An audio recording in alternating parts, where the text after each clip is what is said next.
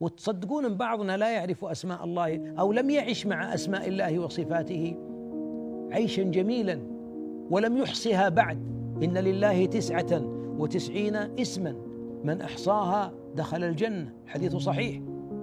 طلب العلم بمعرفة الله، توحيد الله، الله جل الله أول السؤال لك في القبر: من ربك؟ وما علاقة هذا بالأخلاق؟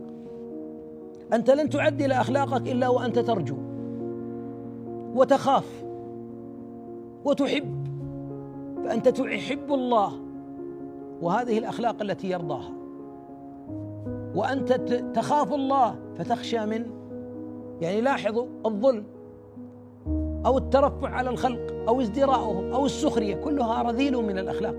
لماذا لا يسخر بعضنا من بعض؟ لأن الله قال: يا أيها الذين آمنوا لا يسخر قوم من قوم.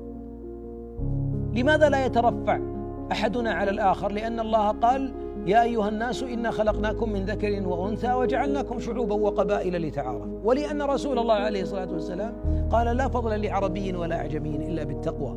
هكذا تعظيم الله يوصلك إلى تعظيم أمره وتعظيم الوحي.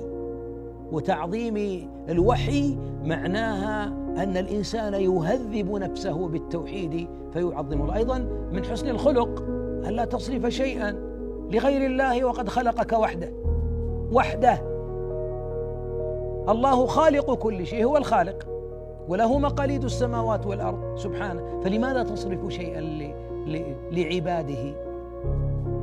ولذلك تتعدل إذا طلب الإنسان العلم وابتدأ بعلم التوحيد انقادت نفسه وانقادت حياته للسكينة والطمأنينة.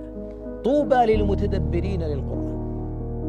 تقرأ قصة يوسف في سورة كاملة، تقرأ قصة موسى في سور متعددة، تقرأ قصص الأقوام الذين أشركوا ثم زلزلوا، وكل أخذ الله بذنبه، فمنهم من أتته صاعقة ومنهم من خسف الله به وبدار الأرض. العلم هذا إذا قرأ الإنسان القرآن بالتدبر تغيرت نفسه، لأن الله كأنه يقول: لا تفعل فعلهم حتى لا يكون مصيرك مصيرهم.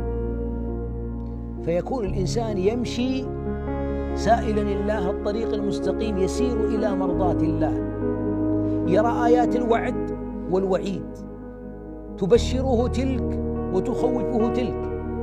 ونحن في الحياة هكذا أيها الأحبة، لأن في الأصل نحن نسير في هذه الحياة وفق مراد ربنا. أليس الذي خلقنا من العدم لما؟ خلقنا لنعبده، وما خلقت الجن والإنس إلا ليعبدون، وما أمروا إلا ليعبدوا الله. لذلك ما أجمل أن الإنسان يقرأ القرآن ويقرأ السنة بهذا التدبر.